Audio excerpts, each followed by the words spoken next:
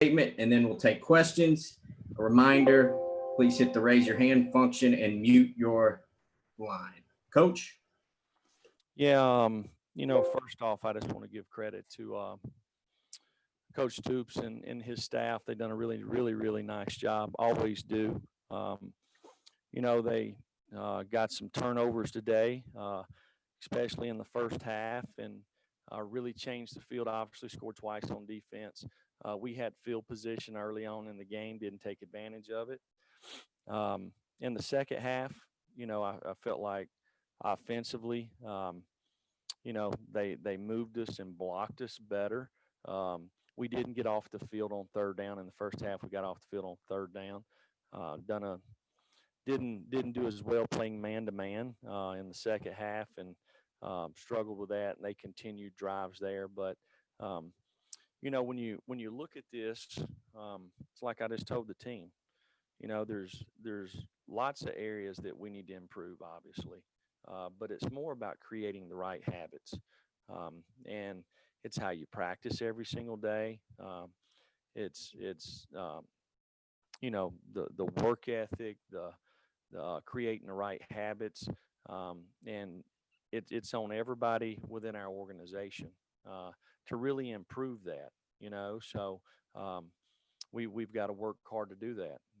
But with that, I'll take any questions. All right, questions. We'll start with David Pascal, then we'll go to Jimmy Himes.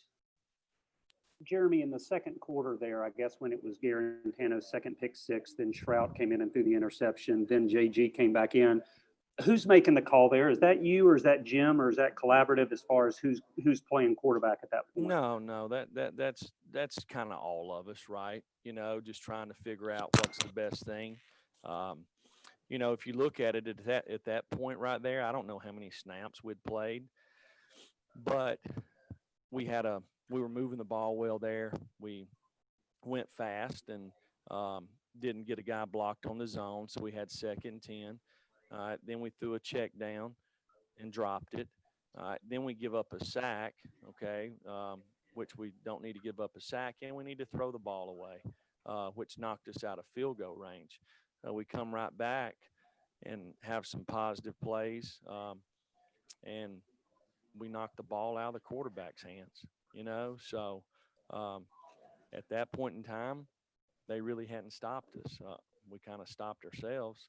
So just kind of getting everybody settled back down, and then obviously the second half we had penalties, and was behind the sticks for most of the half. And as a quick follow, can you just talk about the mask? Obviously, you had can you confirm that the report that y'all were fined for that? And can you talk about your change in mask today? Yeah, well, one thing that we've really tried to do is protect everybody in our organization, just starting with our players first. And I think with Dr. Klink's guidance and, he's done a really nice job educating all of us on the proper procedures that we need to follow. We went through the month of June and had no COVID. I sent everybody home for the 4th of July thinking that practice starts on August the 7th at the time, trying to give the guys off. And we had some guys that come back with it, but I'm going to knock on this table here because I don't want anybody to get it. We went 4 weeks and nobody's gotten it within our program. And probably if you look at probably the numbers, nobody knows the numbers because nobody knows what the other teams have within our conference. But I would say, just based off what I hear, that we probably have had the least amount of COVID as anybody. Now, we had a ton of contact tracing, but I can tell you, I wore my mask wrong. Just to get back to answering your question, I've wore it the right way. I've tried to be a good leader in our organization and do things the way it's supposed to be done. And during that game, I had problems communicating, and I pulled my mask down, and I didn't realize it until the game was over with. So obviously, it's not something that I wanted to do. And something that's not how I've been practicing wearing my mask. I've been doing it the right way and felt like I needed to find something that possibly didn't limit my communication skills during the game. So went with this mask here. and it seemed to work a lot better. So we'll probably stick with it. Jeremy, what led to your decision to go with Harrison Bailey in the second half? And is there a chance he could start your next game? Well, Jimmy, it was an opportunity to put him in the game. He's not had a lot of reps as far as game plan versus Kentucky, but it was a good chance to get him out there and let him get some and let some of these other guys get some reps. So, and I think that's good. It's good for him. He made one nice throw there, and he'll make a lot better throws and do a lot more stuff as time goes on. But he's a hard worker, and everybody in our quarterback room's got to continue to work hard. We obviously had some issues early on in camp, which there shouldn't be there now because we've had 4 weeks in a row where we've had everybody out there. We should be gaining steam offensively, and we hadn't. I actually thought today, from a physicality standpoint, we played better offensively running the football than we had in the previous games, and threw the ball, threw some nice plays, threw some nice passes out there. But just 4 turnovers. I mean, our defense done a nice job early in the game to give the offense field position. We didn't take advantage of it twice. Should have been 10-0 at the end of the first quarter, and it wasn't. It was 0-0. And I think at one time, maybe Kentucky had 1 or 2 first downs and was winning the game 14-0. Hard to win games that way, So the first maxim: team makes fewest mistakes wins. So is there a chance? Could Bailey start, or are you staying with Garantano, or is that still undecided? Well, Jimmy, I would say it's undecided. I mean, right now when you lose, what was the score? 34-7. All right. I think that everybody within our organization is. I mean, you got to look and see, what went wrong. So and we could make changes at any level. All right, we'll go to Blake Topmeyer, then Wes Rucker.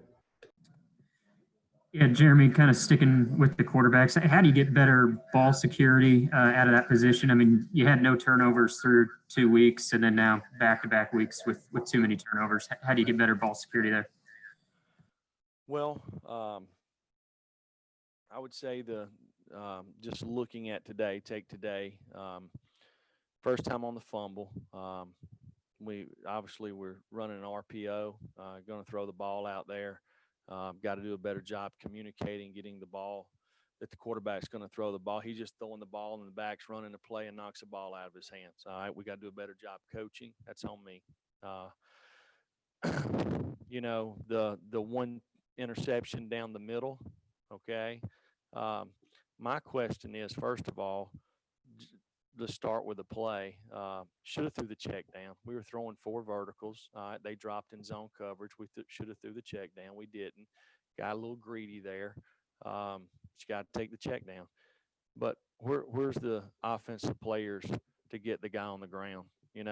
I've been coaching a long time, 20-something years. I've seen more offensive touchdowns or defensive touchdowns against our offense or the other team starting on our 10-yard line, 8-yard line, 15-yard line, 25-yard line than all my years of coaching in the last 3 years, okay? And it's something that has to stop, all right, for us to, number one, to have a chance to win a damn game. That'd be the first thing, okay? The other turnover out on the sideline, it's a bad throw. And I think it's a bad call. All right, throwing a 54-yard out for 4 yards. What's the risk versus the reward there? So that again, that goes back to me. All right, from an organization standpoint, making sure that we're doing the things that I want done, and that down and distance. So ain't nobody's fault but mine. Wes. Jeremy, are some of the pass protection issues surprising you? And is that preventing y'all from attacking vertically more often at times? It looked like in the second half, it was just, there wasn't much time to do anything. I don't know that the protection issues surprise me. Okay. we don't necessarily rush the quarterback very good right now on defense. Okay. And I think when you talk about competition every single day against each other, we got to have better output out of our defensive players to make our offensive players strain. And we've got to improve at that position. We got some guys in there that have talent, but talent don't equal a good football player. Takes takes preparation, takes time. You got to put the time in to understand. It's no surprise to me, and I don't know how he played today, but the reason Henry Toa plays as well as he does, I'm leaving the office at 1 a.m. on Wednesday night, and I see a TV on in there, and I stick my head in there trying to see who's up here, and it's him. He's sitting there watching tape of Kentucky. That's how he goes about his business. He puts the time and effort in to prepare. That's why he normally plays pretty well. All right, David Ubben, then Vince Ferrara.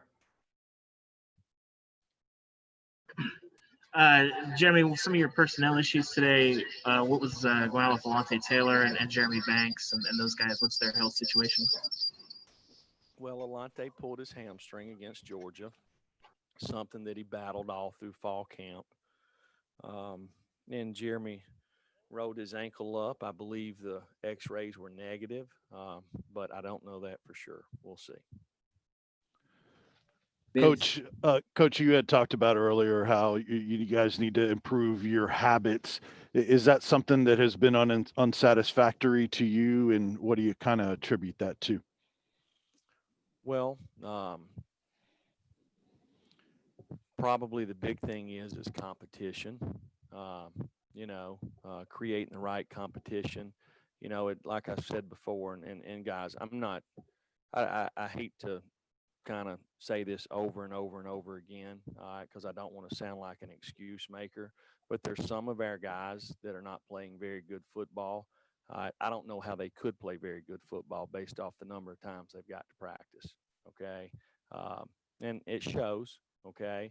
But they have to, when you talk about conditioning and everything that goes into it, does that make sense?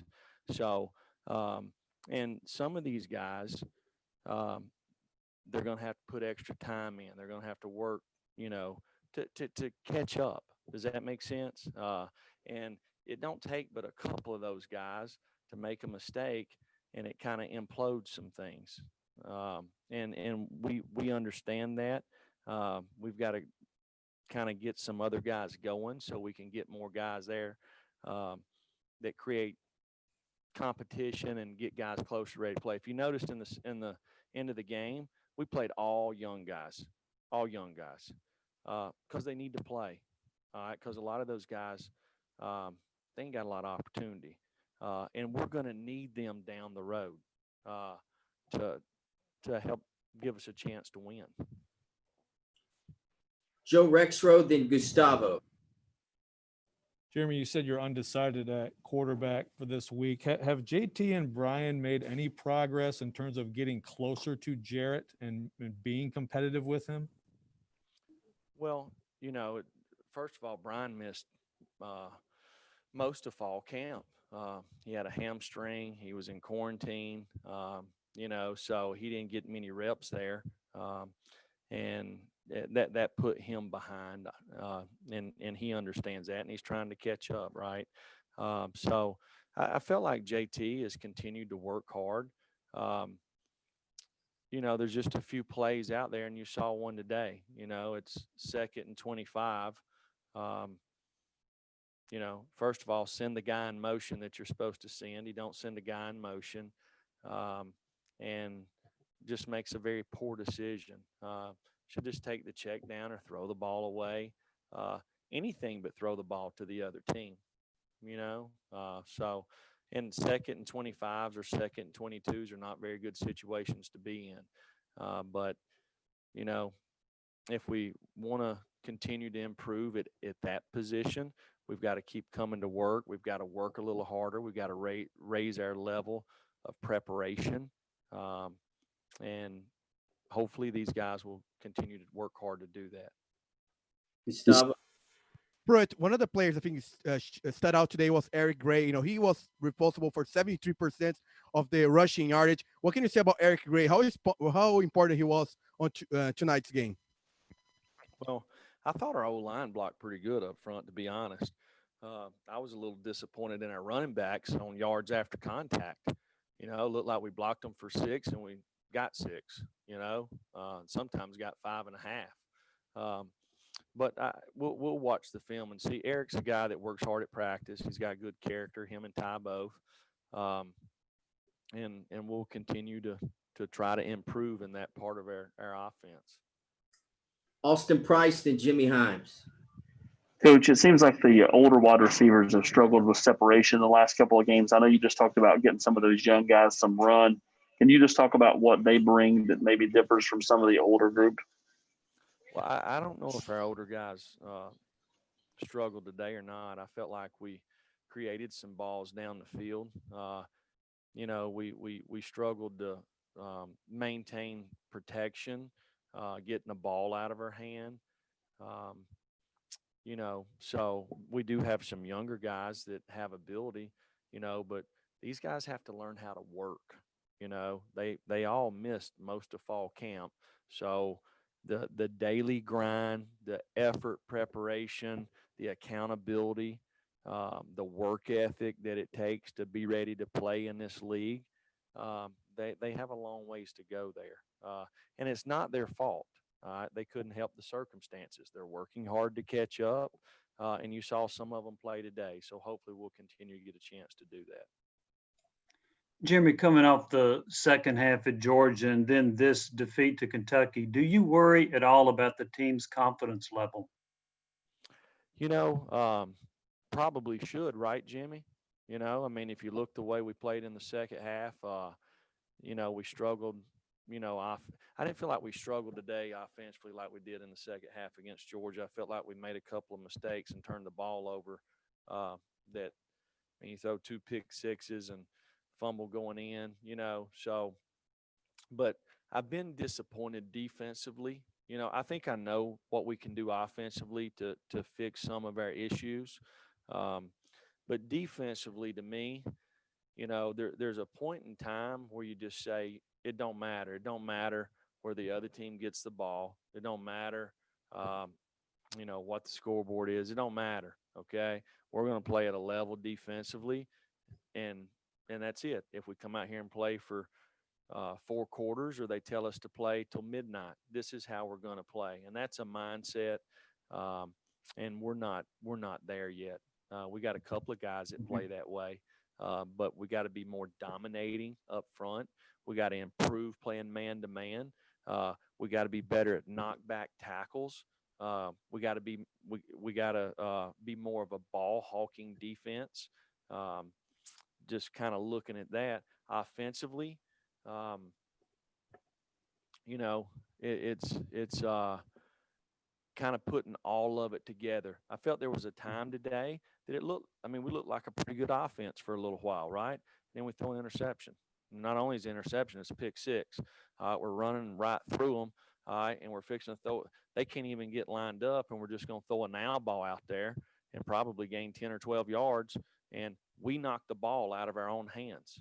That had nothing to do with the other team. So those things, we got to come back and figure out, why is this happening? Keep the good plays in there and eliminate those plays. You mentioned the other team starting in really good field position or having the pick sixes. Do you think at times when they're turnovers, there's not the effort you want to stop those pick sixes or to stop somebody from returning a fumble? You know what? I'm going to call it what it is. Absolutely, Jimmy. Absolutely. I'm sitting here looking like, where's everybody coming from? Where are they at? I coached in a game one time, and we won 9-6. 9-6. Okay. And the first play of the game, we threw a pick. All right. And one offensive player, all right, if you could have seen the effort that this guy did trying to run the guy down and tackled him at the 1 foot line. The 1 foot line. It was phenomenal. Well, guess what? All right. We held them 3 plays and they kicked a field goal and we won 9-6. Does that make sense? Little things that people don't see. That's how you build a winning team. And I'm not saying it didn't happen, but I'd like to see it. Does that make sense? Last question to David Ubben real quick. We have players to follow. Jeremy, throughout today, kind of what was your message to Jarrett, and what do you feel like you got to emphasize with him over the next week? I'm sorry, David. What'd you say? What was your message to Jarrett throughout today, and how do you handle that over the next week? Well, the first thing is getting the ball knocked out of his hand. That wasn't his fault. Okay. He should have took a check down when he threw the ball down the middle. And on the whatever route we ran out there on 3rd and 4, I'm not crazy about the call, to be honest. Okay, just not crazy about it. And that's my fault. Ain't nobody's fault but mine. Okay. And so should we have thrown it? I don't know. Did the receiver push the guy off? I don't know. I didn't see that. I was watching the interior part of our line of scrimmage. I just know that I've never been a big fan of throwing, 35-yard out routes to gain 4 yards. I just don't believe in the risk versus reward. I would rather, if we're going to throw the ball, that every one of our receivers are running toward the goal line, not away from the goal line. So that's something that has to be addressed. All right. Thank you, Coach. We'll have players shortly. Thank you, guys.